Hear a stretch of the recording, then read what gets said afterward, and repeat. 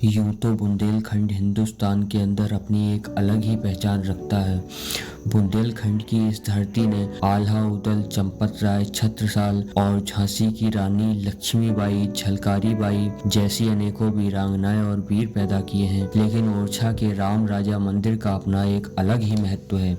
यह मंदिर झांसी किले से केवल 17 किलोमीटर की दूरी पर मौजूद है और यहाँ विदेशी जो कि झांसी का किला देखने कम आते हैं, उससे ज्यादा कहीं यह मंदिर देखने आते हैं। बात है 1560 के आसपास की, जब ओरछा के राज सिंहासन पर महाराजा मधुकर शाह बैठे हुए थे। एक रात उनकी रानी गणेश कुंवरी से उन्होंने मथुरा चलने के लिए कहा, लेकिन रानी राम भक्त थी तो उन्होंने मना कर दिया। तो राजा ने उन्हें ताना मारते हुए कहा कि अगर इतनी ही बड़ी भक्त हो तो अपने श्री राम को लेकर यहाँ आओ।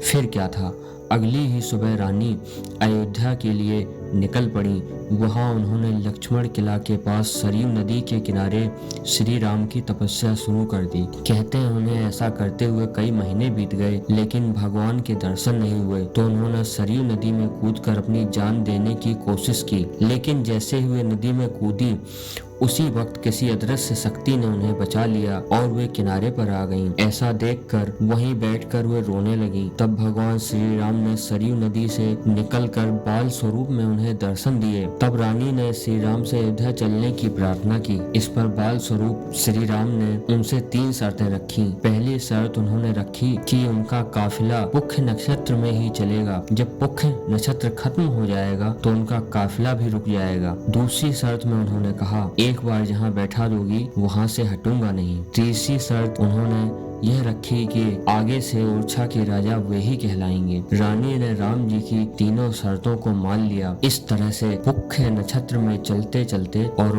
ओरछा तक आने में श्री राम को 8 माह का समय लगा। इधर राम जी ने ओरछा के महाराजा मधुकर शाह को सपने में आकर मंदिर बनाने का आदेश दिया और कहा कि हम आपके नगर आ रहे हैं। कुछ दिनों के बाद रानी के संदेश वाहकों ने भी आकर इस कार्य को करने के लिए सूचना दी। महाराजा ने मंदिर बनवाना शुरू किया, जिसमें उन्होंने 1.25 मन, आज के हिसाब से करीब 25 kg सोने का कलश भी लगवाया। उधर रानी राम जी की प्रतीकात्मक मूर्ति लेकर आईं, लेकिन जब मंदिर में निर्माण कार्य खत्म ही नहीं हो पाया था तो उन्होंने मूर्ति को वहां राजमहल के सामने बने हुए रसोई घर में रख दिया। कहते हैं उसके बाद मूर्ति को उठाने की बहुत कोशिश की गई, लेकिन मूर्ति अपनी जगह से नहीं हिली। तो फिर उसे उसी जगह प्राण प्रतिष्ठा की गई। तब से इस मंदिर की महिमा हिंदुस्तान के कोने कोने तक पहुंच गई। मध्य प्रदेश की पुलिस दिन में 3 बार गॉर्ड ऑफ ऑनर देती है, क्योंकि यहाँ का राजा आज भी श्री राम को ही माना जाता है। मंदिर जो कि भगवान के लिए बना था, उस पर लगा हुआ सोने का कलश